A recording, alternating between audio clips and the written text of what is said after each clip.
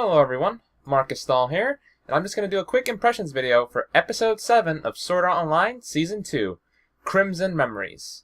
Let's get this started. Alrighty then everyone, this week we're going to do a little bit of a different format. For the beginning of this video, I'm going to try to cover everything without necessarily spoiling anything. That way those of you that want to still watch the episode later don't necessarily get filled in on any of the details. However, do note, when the latter part of this episode comes in, spoiler palooza, basically. So, you have been warned. Let's get this started. On an overall sense, this episode was, well, mediocre to be honest. I mean, the reality of the situation is nothing much particularly happened to this episode. It was really more along the lines of setup for what's going to be coming in the episodes to follow, which I don't really have a problem with. In an overall sense, it's pretty important in some ways. But at the same time, from watching it episode by episode, week to week, it's not necessarily doing much for me, since I'm going to be stuck waiting another week right now for the next episode. Knowing the content or not, that's not necessarily going to be all that much fun. If I had to compare it to something else, I'd almost compare it to episode 15 in the first season of Sword Art Online, because nothing really happened after that. It was just after the whole situation with Kirito and Kayaba and all that. And really, they were just setting things up for the next part of that season, which I think is what's happening here in this season as well. But overall, I guess we kind of got a little bit of a nice insight into all the characters and their motivations during this episode. We got to see a lot on everyone, and really, at the very least, it's going to show that there's going to be a lot of, well, I suppose, drama going on over the next few episodes. And it is kind of nice to see that they're setting up the whole tournament very nice and well. This season certainly has a lot better pacing compared to the first one, at least. Well then, that just about does it for the overall. On to the spoilers.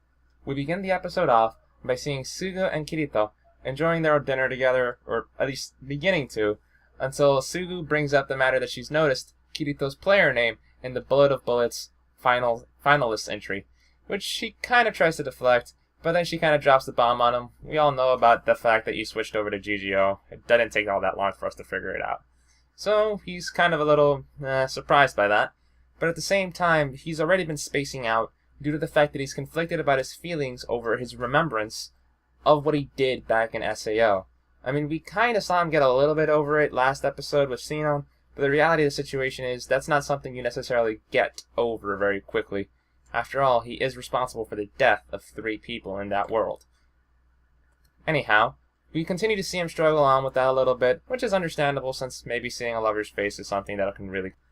Anyhow, after that we transition to another scene whereby we see Sinon expressing a similar frustration with Kirito. It's clear that that last duel at the end didn't necessarily help resolve much of their own psychological matters after that last episode. So it seems Sinon's just plain old pissed off that she lost to Kirito in that last match, remembering in particular that very intimate moment where he had her held down and asked her to surrender, which would definitely be embarrassing in some respects, since he is saying, "I don't want to shoot you, so please just give up," or something, which is in a way degrading. Anyhow, we get to see a bit of Kyoji's reaction to this, which is certainly not in the positive light. He doesn't really like the fact that Shino's changing or acting differently as a result of her interactions with Kirito, and thus, he does, however, finally start to voice his own feelings on the matter, whereby he feels concerned that technically he killed 3 people, but he's the kind of person that even after killing those people, was relatively easily able to forget who they were and their names, or that it even really happened for the most part. This kind of mortifies him, since it says to him that he has a bit of a darker nature than what he was afterwards. We switch up the scene over to Kirito again, whereby he's gone to the hospital and is being prepared for diving with the nurse right there. Kirito's voicing his concerns on the matter since he's responsible for the deaths of 3 people, yet was relatively easily capable of forgetting them. This is what he asked to the doctor who's taking care of him, since technically she was a surgeon before switching over to the VR rehab division, and is finding her and is just trying to figure out, hey, did you ever forget the names of these people? And is in a way trying to get some kind of solace out of it. She kind of helps him out a bit, but it's clear that he hasn't completely gotten over it towards the end. Finally, we end off the episode with a nice final little confrontation, a sum up of everything. Asuna and all the guys are starting to drink in the middle of a match or something, but it's clear that Asuna's out of it, and she just wants to see what's going on in the Bullet of Bullets, since it's clear to everyone that Kirito isn't in the best of spirits. And then we follow through with that and see Shinon and Kyoji basically just reiterating what happened earlier and setting up the context for that situation. And then the episode finally ends off with a nice stare down between Shinon and Kirito in GGO, ready for the Bullets of Bullets final match. Overall, while it was a lot of setup and very little action, well, basically no action unless you count that little fight in the middle with Klein and all the others, but overall it's just kind of mediocre. This is probably going to be one of those episodes that I'll probably just skip through on rewatches, just because once you know the context, you're just not really going to care about it.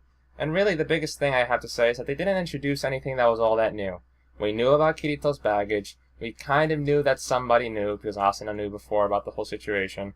We kind of knew the situation with Kyoji and Shinon. And really, there's nothing much more that they covered here that was particularly special or really revealing. It almost feels kind of like filler or like they're padding things out. Anyhow, everyone, that just about does it for my thoughts on this episode. Also note, everyone, I'm going to be doing another video pretty soon related to Sword Art Online Season 1.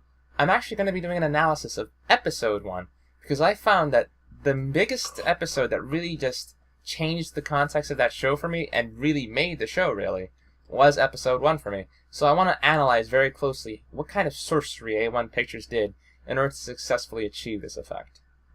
Well, everyone, that just about does it for this week's video. Thank you very much for watching, and this has been Marcus logging out.